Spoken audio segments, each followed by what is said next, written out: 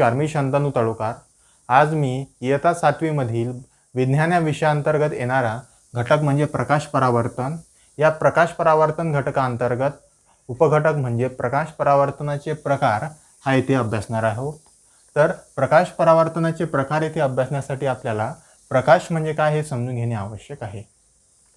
तर आपल्या सभोवतालची कोणतीही वस्तू आपल्याला सहज आपल्याला डोळ्याने दिसण्यासाठी त्या आवश्यक आहे आपल्याला प्रकाश, म्हणून प्रकाशाचे महत्त्व हे अनन्यसाधारण आहे। तर प्रकाश ही आपल्याला कोणतीही वस्तू प्रत्यक्षात कशी आहे, त्याचं ती दिसते कशी, त्याचं रूप कसं आहे हे दाखवण्यासाठी मदत करतो। तर प्रकाश हा जो घटक आहे हा एखाद्या वस्तूवर पडतो, त्या वस्तूपासून तो उत्सर्जित होतो आणि उत्सर्जित झाल्यानंतर त्या प्रकाशाची किरणे आपल्या डोळ्यामध्ये येऊन पोचतात। तर त्यानंतर ते डोळ्यामध्ये पडल्यानंतर तेथे त्याची प्रतिमा तयार होते आणि ती प्रतिमा तयार झाल्यानंतर आपल्याला त्याची प्रतिमा ही कशा पद्धतीची आहे किंवा त्या वस्तूचे एकूण रूप कसं आहे हे आपल्याला समजते।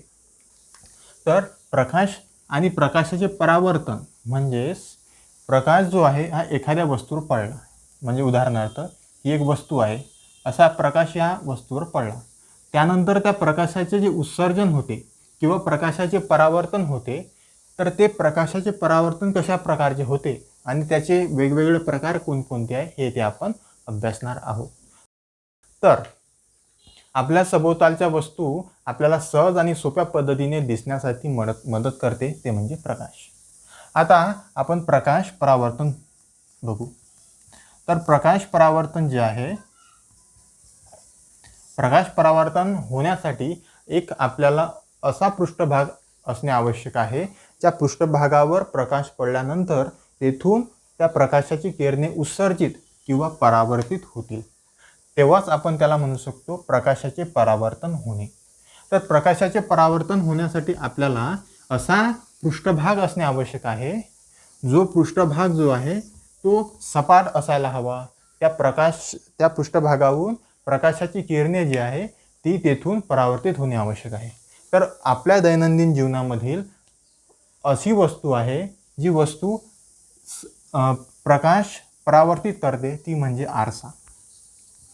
जर आपण आरसा म्हणून जर पृष्ठभाग घेतला, आपण हा पृष्ठभाग आरसा जर घेतला आपण, तर आपल्याला प्रकाशाचे परावर्तन कशा पद्धतीचे होते हे आपण समजू शकतो। तर आपण PQ एवढा आरसा घेऊ किंवा असा पृष्ठभाग घेऊ ज्या पृष्ठभागावरून प्रकाशाचे परावर्तन सहज व सोपे होईल, आणि इथून प्रकाशाचा एक सोर्स घेऊ, त्याला म्हणू आपण ए पासून प्रकाश PQ या आरशावर किंवा पृष्ठभागावर पडत आहे, तर अशा प्रकारचा पडणार ए, आणि इथं नाव देऊ आपण ओ। इथून ए पासून निघालेला प्रकाशाचा किरण ओ या बिंदूवर येऊन पोचला, त्यानंतर प्रकाशाचे परावर्तन हा पृष्ठभाग करतो, कारण की हा पृष्ठभाग परावर्तन करण्यासाठी अनुकूल आहे। तर ओ या बिंदूपासून प्रकाशाचे परावर्तन होते। तर प्रकाशाचे परावर्तन या दिशेने होते, ते बी पर्यंत जाऊन पोचते, म्हणजे AO आणि OB। ए पासून आला, PQ वर किरण पडला आणि ओ या बिंदूपासून बी पर्यंत तो गेला। आता अशा परिस्थितीमध्ये जो येणारा किरण असतो त्याला म्हटलं जातं आपाती किरण,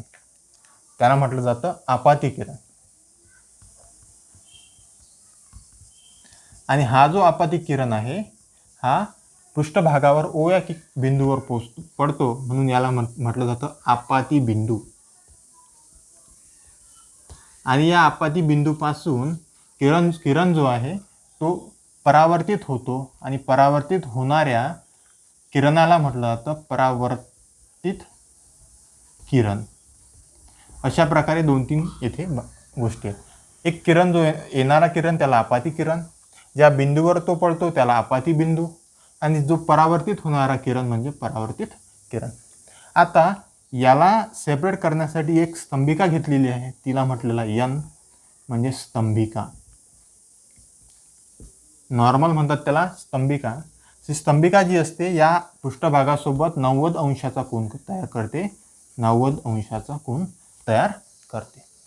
आता ही जी स्तंभिका आहे ही आपाती किरण आणि परावर्तित किरणाला दोन बाजूस भाग पाडते, त्याची दोन बाजूस डिवाइड करते. आता ए पासून निघणारा किरण ओवर आला आणि बी या दिशेने परावर्तित झाला.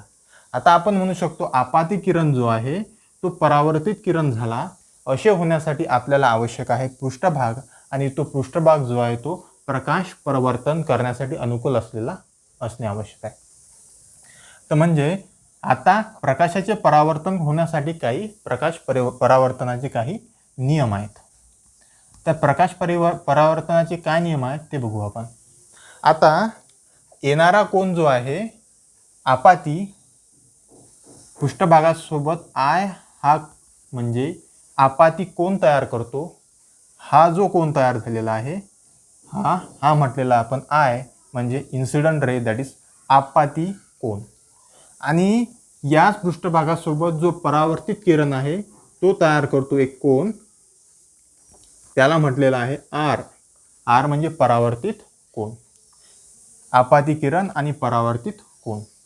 आता अशा प्रकारे प्रकाशाचं परावर्तन होतं पी क्यू या पृष्ठभागावरून.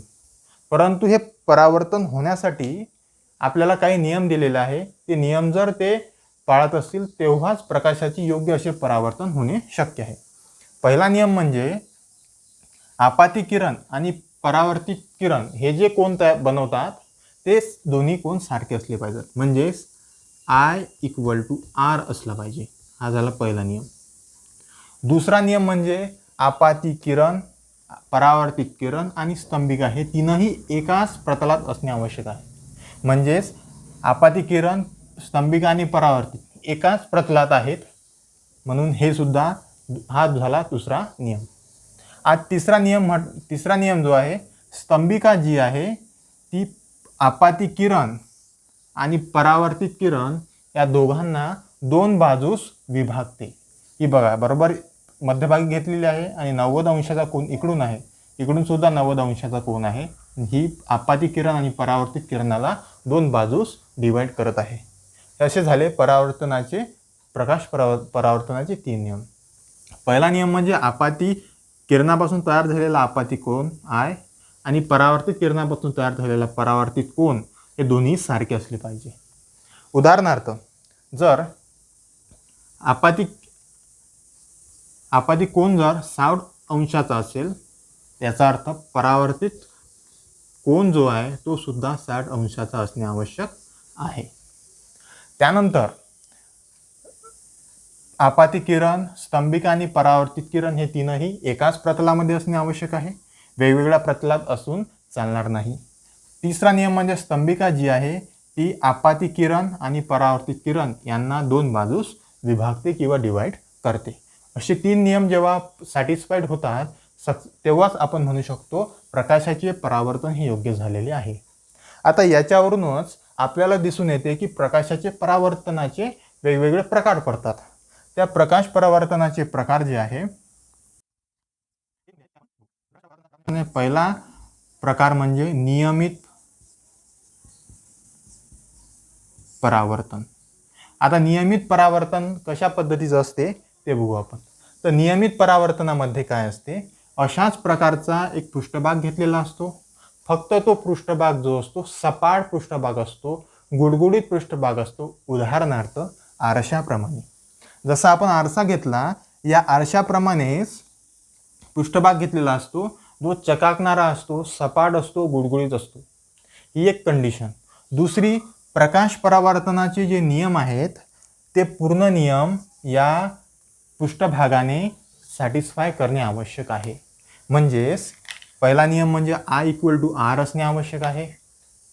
आणि त्यानंतर आपाती किरण, स्तंभिका, परावर्तित हे एका प्रतलात असणे आवश्यक आहे. आणि स्तंभिका या दोघांना दोन बाजूस डिवाइड करणे हे आवश्यक आहे. असे जर सॅटिस्फाय करत असेल तर त्याला आपण म्हणू नियमित प्रकाश परावर्तन.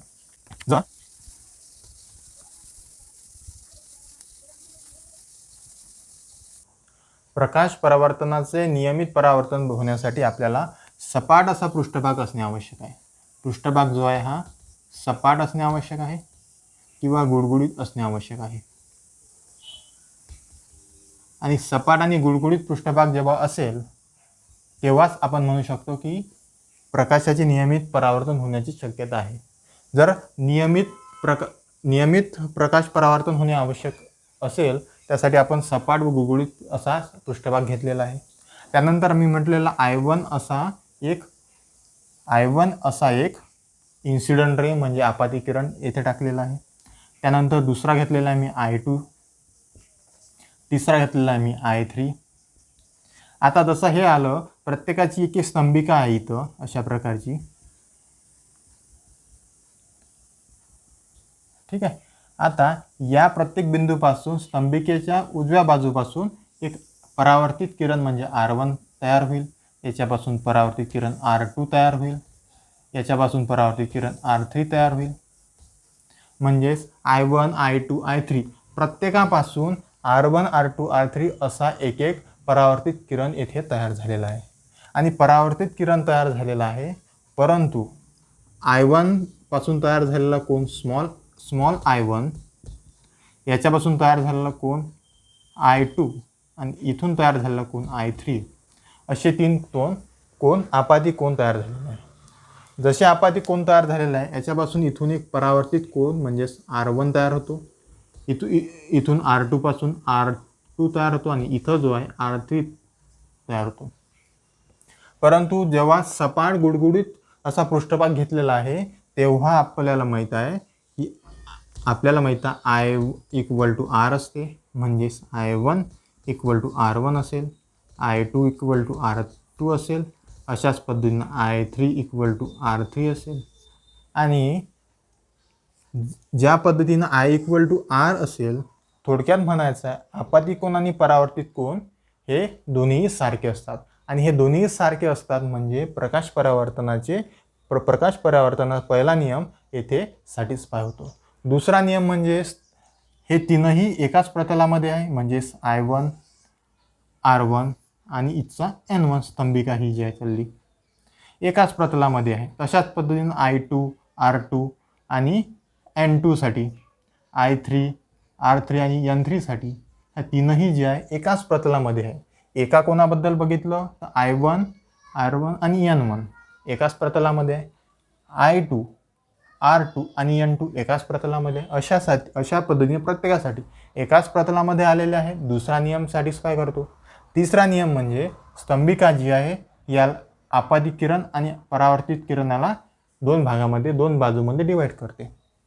तर N1 बघा या I1ला लेफ्ट हँड साईडला घेते आणि R2ला राईट हँड साईडला, दोन्ही याला डिवाइड करते आणि इथं त्याचा कोन 90 अंशाचा असतो. म्हणजेच नियमित परावर्तनामध्ये जे असते ते प्रकाश परावर्तनाचे तीनही नियम सॅटिस्फाय करते. म्हणूनच आपण म्हणतो त्याला नियमित प्रकाश परावर्तन. आणि नियमित प्रकाश परावर्तन होण्यासाठी सपाट आणि गुळगुळीत अशा पद्धतीचा पृष्ठभाग असणे आवश्यक आहे.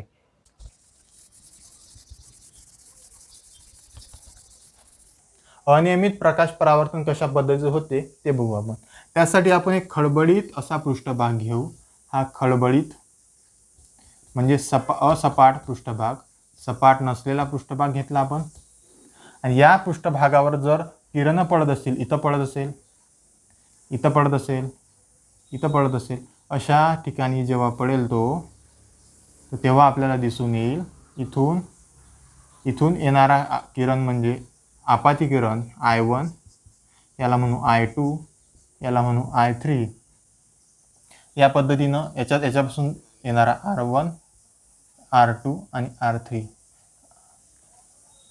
अशा प्रकारे आपण खडबडीत पृष्ठभागावरून येणारे किरणांचं पाहिलं. आणि यापासून तयार झालेला कोन म्हणजे I1 आणि याच्यापासून तयार झालेला इन्सिडेंट म्हणजे R1, हा कोन झालेला I2 आणि याच्यापासून तयार झालेला R2. अशा प्रकारे I1, I2, I3, I4, IN पर्यंत घेऊ शकतो. R1, R2, R3, RN पर्यंत घेऊ शकतो. अशा प्रकारे आपण बघू शकतो की खडबडीत पृष्ठभाग असल्यामुळे I1 is not equal to R1 आहे, I2 is not equal to R2 आहे. म्हणजेच थोडक्यात आय बरोबर आर नाही आहे, म्हणजेच प्रकाश परावर्तनाचा पहिला नियम हा तो सॅटिस्फाय करत नाही. आणि प्रकाश परावर्तनाचा पहिला नियम सॅटिस्फाय करत नाही म्हणजेच हे झालं अनियमित प्रकाश परावर्तनाचे नियम. ज्यासाठी जेव्हा खडबडीत असा पृष्ठभाग असतो आणि खडबडीत पृष्ठभागावर आपल्याला दिसून येते की प्रकाशाचे अनियमित परावर्तन होते. आणि प्रकाशाचे अनियमित परावर्तन शक्य होते जेव्हा खडबडीत असते, परंतु हे प्रकाश परावर्तनाचे जे नियम सांगितलेले आहे त्या नियमांचे पालन करत नाही.